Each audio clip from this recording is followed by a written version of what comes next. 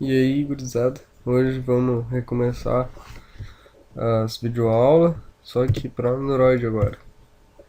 Aí, bom, eu vou começar falando para você sobre o contract e depois vou estar falando sobre o DB Helper. Bom, o contract é bem simples. Aqui a gente está dizendo o nome das colunas que a gente quer no nosso banco de dados e o nome da tabela também. Aqui nesse nosso exemplo aqui a gente tem o nome da tabela contatos e nós temos a coluna ID, nome, sobrenome, telefone e imagem.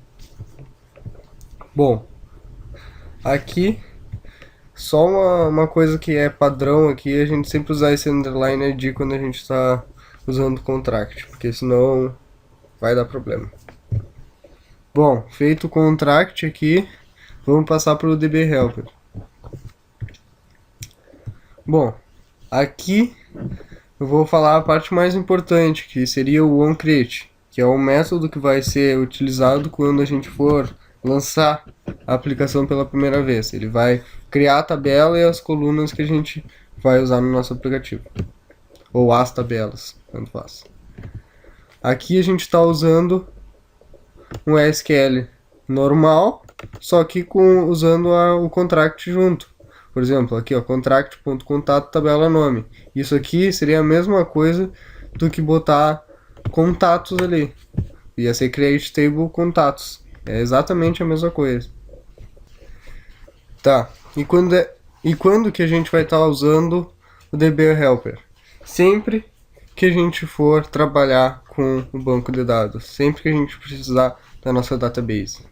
Um exemplo é aqui, ó. Vou no meu main activity. cto.dal.open.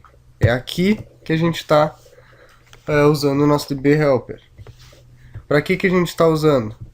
Ou para criar a nossa tabela, ou para retornar o nosso database. Na verdade, ele está fazendo os dois aqui. Para que isso? Porque quando a gente for inserir, a gente usa o database. Quando a gente for alterar, a gente usa o database. Se não tiver esse database, se a gente não abrir e tentar usar, vai dar problema. Então, por hoje é só. Foi uma videoaula só de DB Helper do contract, só para vocês terem uma noção para como funciona essas duas classes.